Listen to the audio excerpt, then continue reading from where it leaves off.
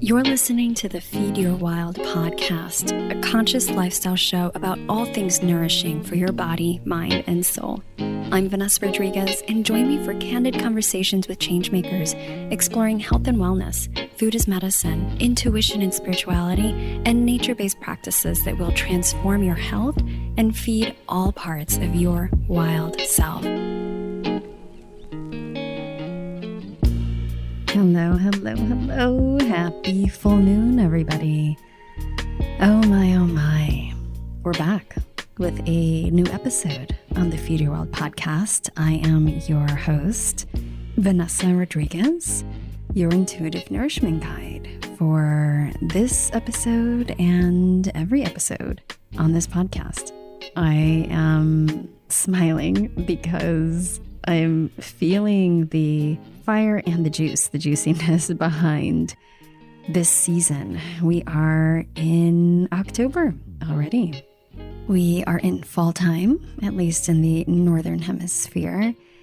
And while things are lined up, obviously, seasonally to start to slow down, it's interesting because I am feeling a lot of active energy still, and I'm seeing this with so many folks and with this cosmic weather, if you will. So there's kind of like this continued energy of activation until later this month and into the following months as we go deeper into the portal of wintertime.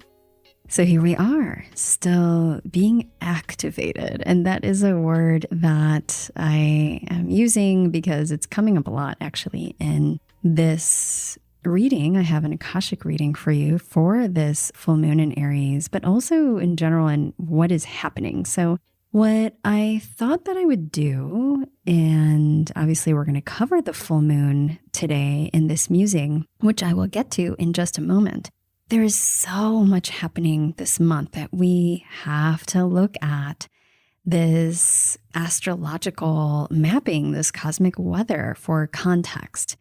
For starters, as I mentioned in previous episodes, we have had 6 major planets retrograde, including Mercury, Saturn, Neptune, Uranus, Jupiter, and Pluto. But as we get into this month, we have some going direct. So Saturn is going direct.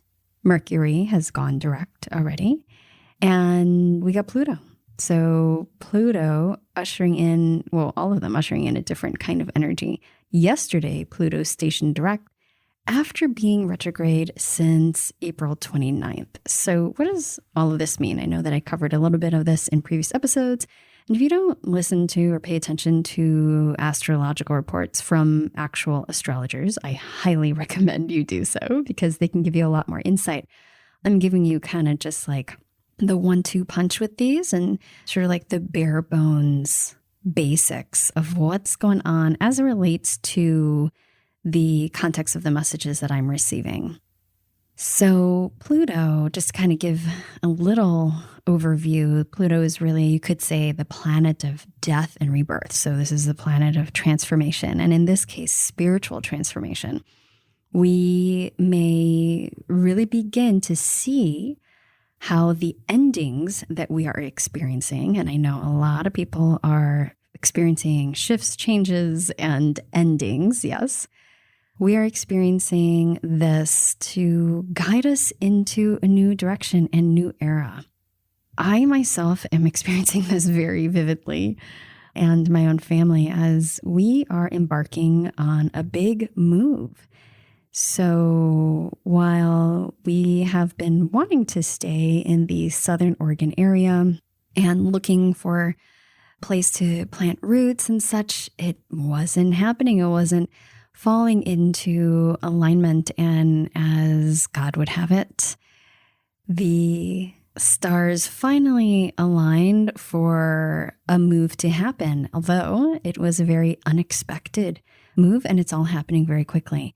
So my family and I are now moving back to our place of origin where both my partner and I were born, and that is Chicago. which is so crazy to even say this. And it's all happening so fast. It's big, big, big change for us in a lot of ways. If anybody is familiar with Chicago and familiar with Southern Oregon, you can only imagine the kind of shifts and changes. They're radically different in all ways. So this is big. This is a big ending for us. I will share a little bit more about the unfolding of that and how Rose, actually, like Rose as my plant ally, has played a role in my personal journey with my move and some of the astrological components and just the unfolding of this process. I'll share that in a later episode. But I just wanted to share that there are many different kinds of endings and new eras making way for a new era in a particular area of your life. So it can be helpful to look at where these cosmic and astrological influences are in your personal birth chart, your natal chart. And you can always work with an astrologer to check that out and how that pertains to you. But it's also kind of like in the practice of living, you don't always have to consult an astrologer to discover how these energies are really influencing your life. You can just literally look at your life, right? And see where this might be impacting you. So I just share all of that and just a little bit of that personal insight to maybe assist you in a time where maybe you feel like there's some big shifts or changes that are not fully welcomed, or you don't see the destination yet, and just how this is a very much a collective experience, even if what you're experiencing is very personal. So we are guided in a new direction, and there's a lot that we got to say about that in this episode. Today, as I'd mentioned, we have the full moon in Aries. This is October 9th. When we come into October 17th and 19th, so I'm just going to go over an overview of the month because there's so much happening. So October 17th through the 19th, there is what is called the Arcturus Gateway. So this is a time where there are particular times where there's these gateways that open up, and that's when the sun aligns with specific stars in our galaxy. And so with this one, the star aligns with the superstar Arcturus. Arcturus is a star that is usually associated with psychic energies, with big love, frequency, healing, prosperity, abundance. And there's some high frequency energy that is coming through with this gateway. Arcturus is also believed to be the so-called home of a galactic lineage called the Arcturians. And Arcturus, if you look at it more from a dimensional lens, so a place of incarnation and like looking at the energetic level of this dimension, it resonates at a high dimension, even above the fifth dimension. So if you're not understanding what I'm talking about with dimensions, that's okay. But I'll just share that the planet Earth resonates between the third and fifth dimension. So the third, fourth, and fifth dimensions. And with our spiritual evolution, we can move from the third dimension, where we're experiencing the material world in a mundane way, through the fourth dimension, which really is where we start to experience things more deeply on a spiritual plane. Our intuition really expands. We begin to connect with the spiritual world and the cosmic world in not just an esoteric way, but like a real tangible and real way. And fifth dimension consciousness, because these are planes of consciousness, is the dimension of the heart. It's love, it's healing through love and interconnectedness. And this is a plane that we are evolving toward. And there isn't any one specific timeline on this. Everybody is kind of feeling into and moving at their own pace, but we are moving more toward this fifth dimensional existence or consciousness and way of being. With the Arcturians and Arcturus, it resonates in the seventh dimension. So it's very high dimensional plane. And the star seeds, so those that have the galactic lineage connected to Arcturus or the Arcturians, because you could say that there are folks, especially those who are listening to this podcast, many of you, I imagine, are star seeds. So you have galactic lineages and origins in different star systems. And you also have cosmic guides, and those guides that you're still connected to as a part of that galactic lineage. The Arcturians are said to be more often found on the spiritual plane still as spirit guides, as non-physical teachers, that they are more comfortable with that than incarnation because of the difference in the frequency, and that dimensional frequency being a seventh dimension so much higher than a third dimensional reality. In Vedic astrology, Arcturus is also known as Swati, and that translated means very beneficent. So there's a beneficent type of energy connected to the star Arcturus. And so this gateway is really allowing this higher frequency, higher dimensional, love-imbued energy or downloads or light codes that can support us in our experience here on Earth, in this dimension, and in our own personal and spiritual evolution. On the 22nd of this month, we have Venus that aligns with the sun. So Venus shifts from a morning star into the evening star. And with this shift brings with it a redirection of this cosmic love energy to the self. So self-love, self-compassion, looking attention to our soul selves, and really shining that love internally. Also, speaking of bringing that energy shift and drawing that energy inward, on the 23rd, the sun moves into Scorpio. So currently it's in Libra, in our air sign, and Scorpio is our intuitive water sign that loves to go deep. So we are going to feel that energy shift, drawing inward again and going deeper into the roots of who we are, our challenges, our patterns, our habits, and our medicine. Saturn on that same day also stations direct after being in retrograde since June 4th. So I've talked about Saturn in previous episodes. Saturn, also known as the Lord of Karma, it gives us, as it travels retrograde, it gives us really this window to tend to the karmic elements that we really need to bring attention to clear any sort of, you could call karmic debts or ties and misalignments, right? Like if we're not on our soul path, Saturn is that energy that's like, hey, we need to look at where we are going, what is standing in the way of your truth and your aligned path, and brings opportunity, whether it's invited or not, to redirect. And so as Saturn stations direct on the 23rd, this is an energy that brings that, you could say, karmic gift, the karmic gift that we receive after doing a lot of the hard and sometimes like shitty feeling work that we can do, that we're invited to do with Saturn.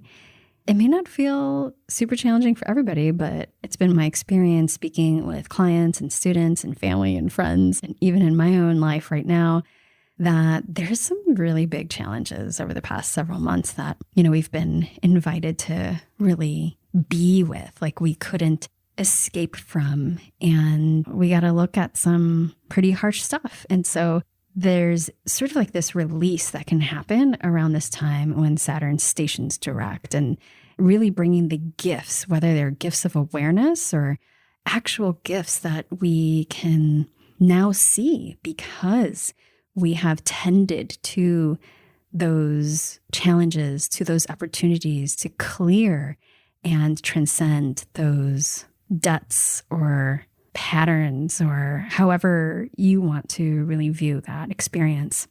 And then finally, October 25th, we have our new moon in Scorpio and partial solar eclipse. So we'll cover that when the time comes. But I want to get into this full moon in Aries today.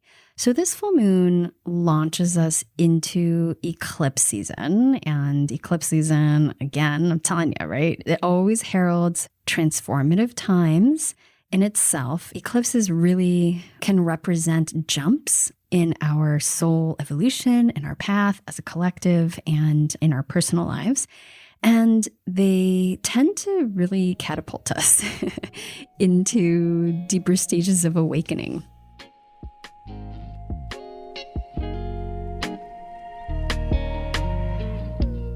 Hey, I'm interrupting this episode to bring you a special invitation.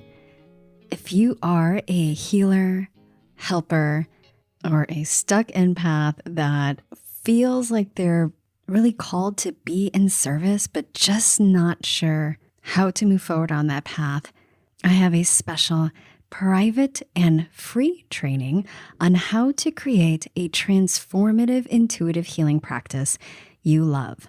In it, I include literally the culmination of everything that I have learned through my experience over the past decade as an intuitive healer, and bridging the science and spirituality of healing work and creating a practice that not only supports your community, your clients and patients, but also brings together all of your gifts into a beautiful vehicle for your soul mission. This private training is available for those who apply to my Wildly Intuitive Practitioner Pathway. This is my 6-month group mentorship and practitioner mastermind for healers and helpers who are ready to step out of the spiritual closet, expand their intuitive gifts, and go from struggling empath or conventional practitioner to what I call New Earth Intuitive Healer. In the Wildly Intuitive Practitioner Pathway, aka WIP, together we initiate into the Akashic Records for intuitive connection, experiencing deep self-healing and unparalleled support for your clients and patients, and not to mention you. We discover your intuitive gifts and break through blocks, limiting beliefs, fears, and programmings that are holding you back. And you get to channel an integrative body of work that synthesizes your innate gifts, experience, and wisdom, and ultimately design a unique and valuable and effective holistic intuitive healing practice that's transformative and divinely led. This is an accelerated path held by a group with other heart-centered practitioners, healers, and change makers, getting some deep intuitive coaching, foundational intuitive healing training, personal growth curriculum, and practitioner practicum circles, as well as hands-on support from our team.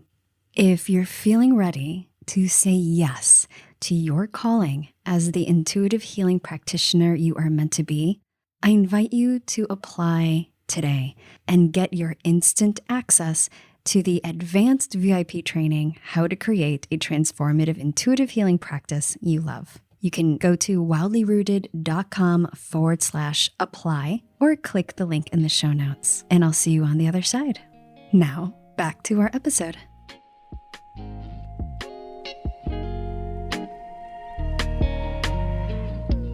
So let's get into this full moon, shall we? This Aries full moon is fiery, y'all. It's pretty volatile. It's heated energy. So when we look at the energy of Aries, it's a fire sign ruled by Mars. Lots of beautiful tenacity. It's very tenacious as a cardinal fire sign. So it's brimming with this energy and zeal and bravery. And it also has pioneer energy. So this is very pioneering. And you could say that in this season with the full moon, there's a lot that is being highlighted for you in this phase, but shining a light and awareness around the fact that you are pioneering a new path, not just for yourself, but for the collective on behalf of the collective. So if you think about it, you incarnated in this time period, you are a pioneer. We are creating a legacy. There are some huge shifts that are happening in this time, in your lifetime, and you signed up for it.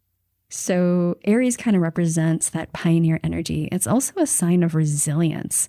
So really learning to stand in our strength and connect to our resiliency. So in my opinion, Aries energy is exactly what we need right now for new beginnings that are to come. The thing is that this fire can sometimes burn, right? And it is associated, the primal planet Mars can be associated with our physical selves, our animalistic instincts even. Also war, sex, anger, passion, right? All of these things. And if you look at the houses of the zodiac, Aries rules the first house. So this is the house of self. So this is like the astrological base of our needs pyramid. So really representing our deepest sense of identity and our basic needs and our sense of self.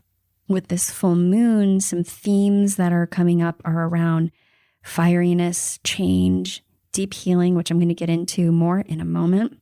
Initiatory energy as a cardinal sign. So that having initiative to start something new. And again, this is really supportive, especially around this time where I feel that it's a new era for a lot of people. A lot of things are shifting.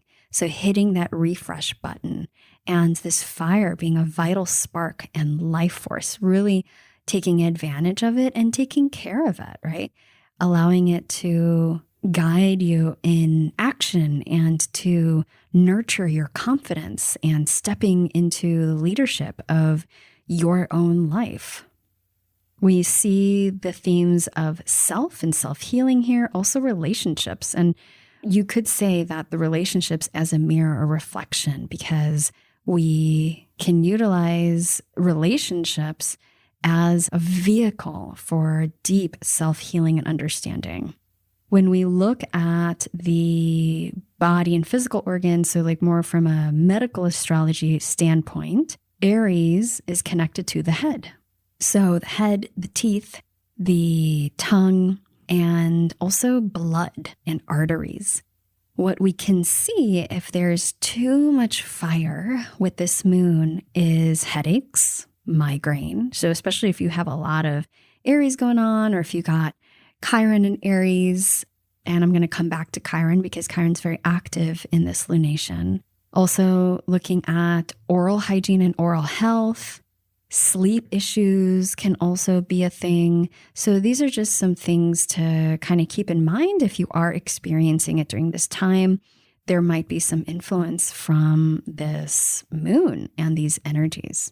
So let's walk back a little bit and take a look at Chiron. So I've mentioned Chiron before. For those who aren't familiar, Chiron is our wounded healer. Chiron will be in Aries and retrograde as well.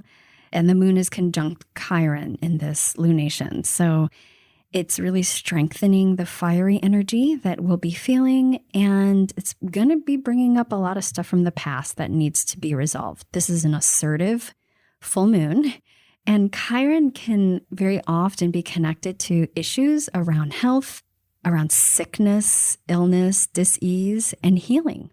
Chiron, as I'd mentioned, is known as the wounded healer.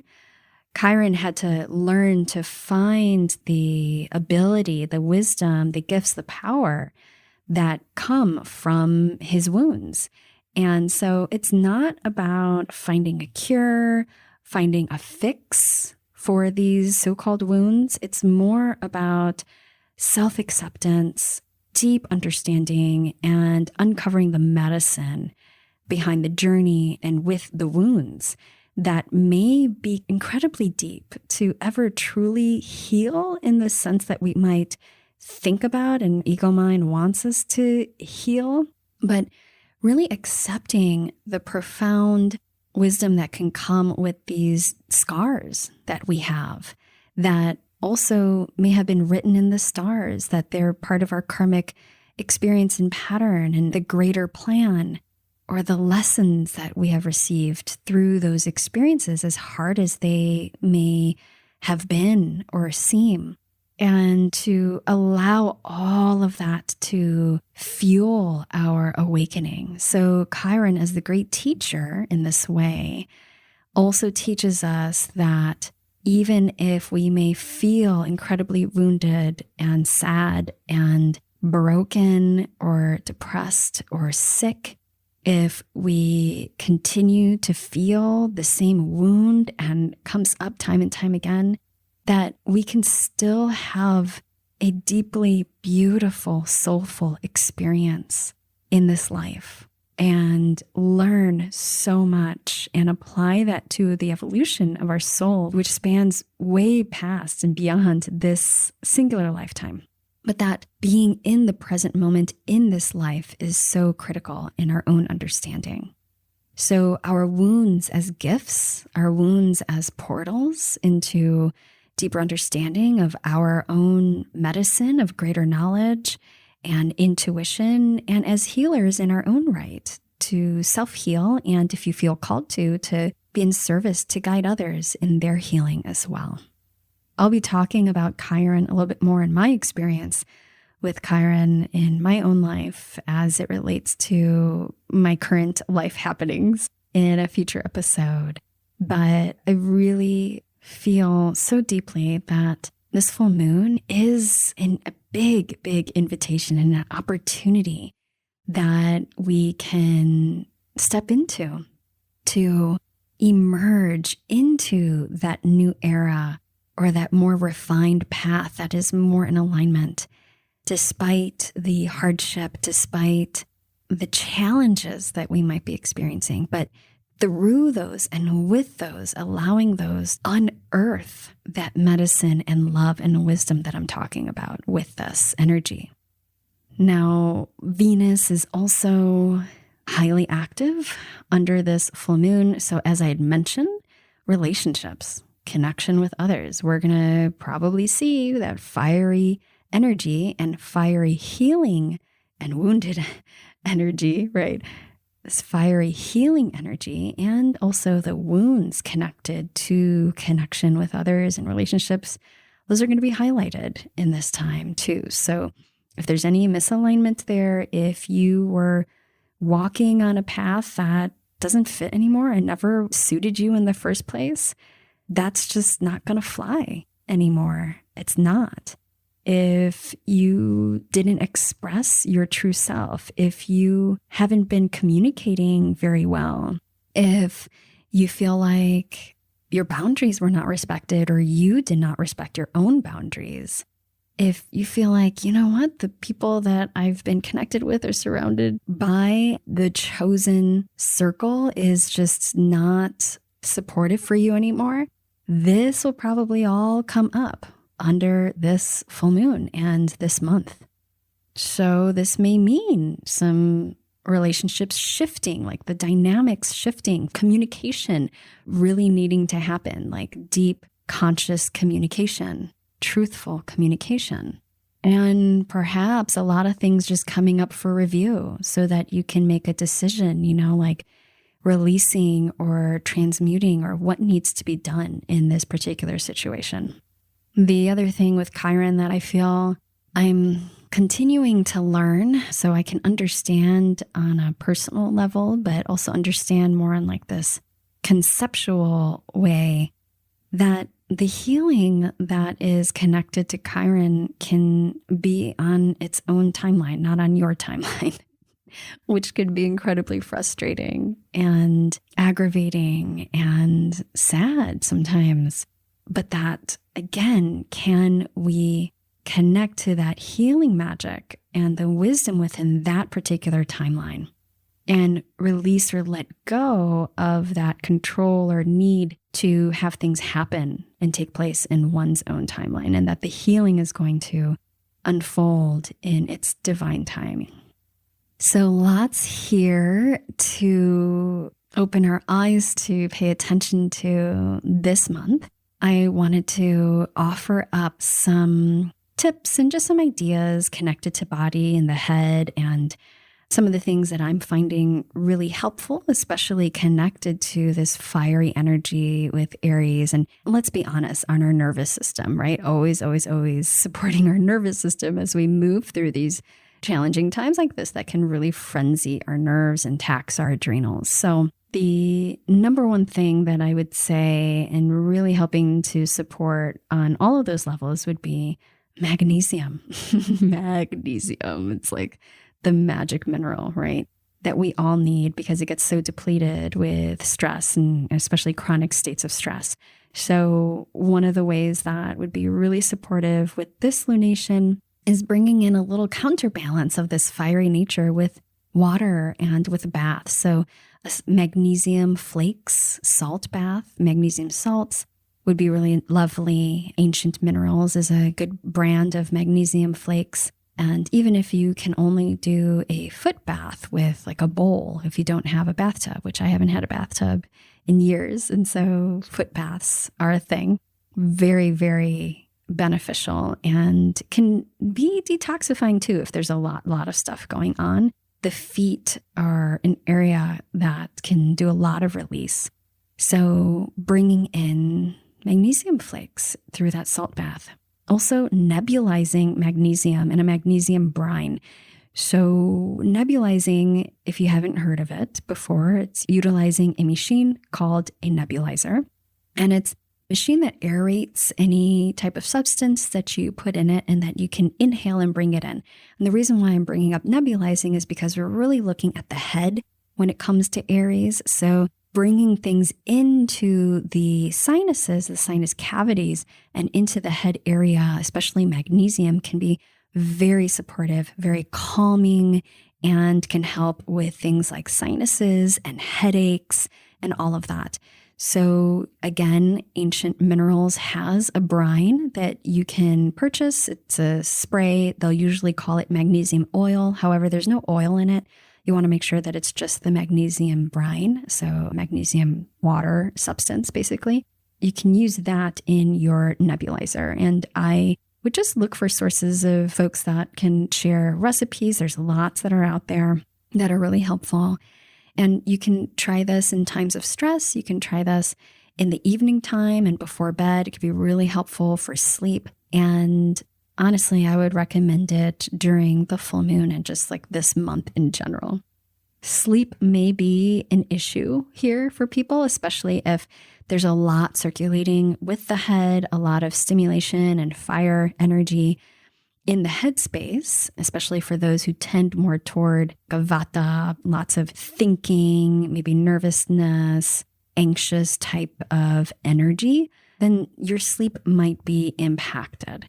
So some of my favorite herbal supports for this would be chamomile, skullcap, and hops can be wonderful for nighttime cap. Valerian also is another wonderful one. Valerian usually needs like a more longer term, 2 to 4 weeks of regular use to work optimally, but those can definitely be supportive. And passion flower vine extract, especially at bedtime. It's more of a sedative, lovely herbal ally for sleep time. And everybody's different, right? So you may not experience the same type of relief or medicine from passion flowers you do valerian as somebody else would. So I encourage you to try them out. There's a lot of different sleep formulas or like sleepy time teas that are out there already. You can also try those or go ahead and make your own. You can also bring in some essential oils if you already have them available, such as lavender and valerian, just to kind of calm and soothe the nervous system and set the tone for that sleep time. I can really attest, even as a nursing mama and waking up at night multiple times to nurse my baby. Since getting pregnant, I haven't had very good sleep at all. There's not much I can do about that, but I have been supporting myself with extra magnesium, especially the kinds of magnesium more appropriate for evening and nighttime. And it's been really helpful for me as it relates to my process of going back to sleep. So sometimes when I'm woken up to nurse, it could be hard to go back to sleep. Well, when I'm taking that extra magnesium, it's really helpful and easy to go right back to sleep. The other thing that I would recommend for anybody is a bedtime lamp that is red light. So no blue lights, shutting off all the blue lights. You know, I've talked about this so many times in past episodes, especially our old school moon musings with Megan. But in our household, we turn off all the lights and we have red light. And I have a red light clip, and I'll make sure to post that link in the show notes. My favorite clip, it's so handy, and it's like, I don't know, like 20 or 30 bucks. It's pretty affordable. And it has been amazing, especially for nursing mamas, or if you like to read at nighttime to go to bed or do anything like that, or just use it as a nighttime lamp. You can clip it on things, on your book. I clip it on my nightstand or like a little basket, and you press it to turn it on. And with the red light, it's not bringing in that disruptive blue light that's going to wake me up and really disrupt the hormonal cycle and the sleep cycle with my melatonin, or impact my cortisol or anything like that. So that's also been really, really key, especially as a nursing mama. But really, I could see that for anybody. So highly encourage that. I'll make sure to put the link in the show notes. Okay, so those are just a little bits of practical tips that I had that came through as I was kind of feeling into, maybe some of the challenges that we might experience with this full moon in Aries. And now I want to get into our Akashic reading. So I received this channeling for this full moon in Aries, and it feels very connected to this Arcturian gateway, or Arcturus Gateway with the star alignment. And I will leave you with this reading. So here we go. Blazing fires usher in ashes of old and space for the new. Phoenix rising, with each incarnation more refined than the previous. This is how our spirit body evolves, emerging from the cauldron with less heaviness, less attachments, less bindings to the old ways that tether us to pain and stagnation. The Arcturian portal is a gateway for refinement, culminating in this season of fiery medicine. The activation and light code messages received in the astral body can be experienced as releases, health hiccups, purges, and simply deep knowings that alter your path and bring a deeper sense of clarity. There is a healing quality in the transmission. It is a transmission of love from a higher dimensional state. And while this will ultimately gift those on the receiving end with renewal, expansion, and communion with divine healing energy, it can also bring moments of intense contraction if there is continued misalignment or resistance. Our best advice is do not resist. Resist not the love that is available to you always. Resist not the rest you require and need. Resist not the connection that nourishes your soul. Resist not the shifts required to make all of this and more possible. This is not a time to allow your ego, mind, to lead in thinking, nor is righteousness a path to serenity or sanity. Can we see the reflections and shadow monster forms and discern what is real and what is fantasy or projection? That is a task during this time. To cleanse the palate of disdain and open oneself to the mystery of you, your multidimensional self, and the love that you are made of. This activation is a remembrance of your own powers of self-healing through this reconnection to the love that informs your very existence. The stakes are high, as the saying goes. As timelines merge and blur, it can feel disorienting to find your way through, or to even envision a destination for your soul growth translated in this material realm. Allow the unknowing to guide you, teach you, even nourish you. Releasing the grip can be the most liberating act of self-love this season. Can you allow yourself to be held, if just for a mere moment, by the same grace that imbues every rustling leaf on a dancing tree in the wind, each enlivened note within a bird's song, every swirl of water corralled by the earth's shapeliness, each a kiss of God, each an invitation to see and know oneself more deeply, and through the eyes of a sober lover, fresh, clear, truthful, and forgiving. In this way, a flash moment lasts an eternity, and time as you know it is no longer tyrannical nor relevant. Purification of the soul and the heart. It is time for a fresh start. That is our Akashic reading for this Aries full moon for this month. And I trust that whatever you're moving through, whatever is coming up for you in these moments, that you will find the medicine and the medicine will find you. Until next time, sending all my love.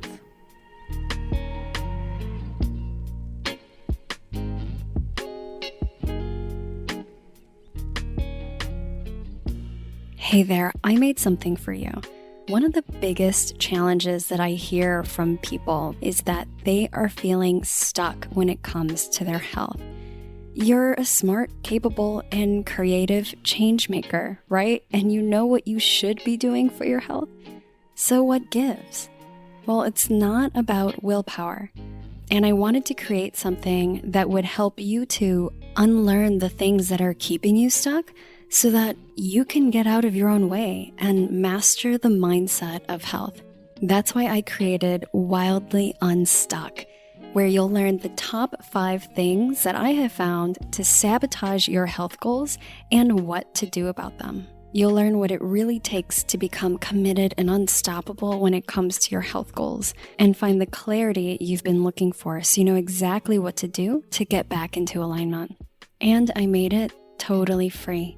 So if this is something that you want to dive into and create a vision and soul goals for your health and your life and bring your gifts to the world, because we know that we need it, then I invite you to join us in Wildly Unstuck. You can find that at wildlyrooted.com/unstuck. I'll see you on the other side.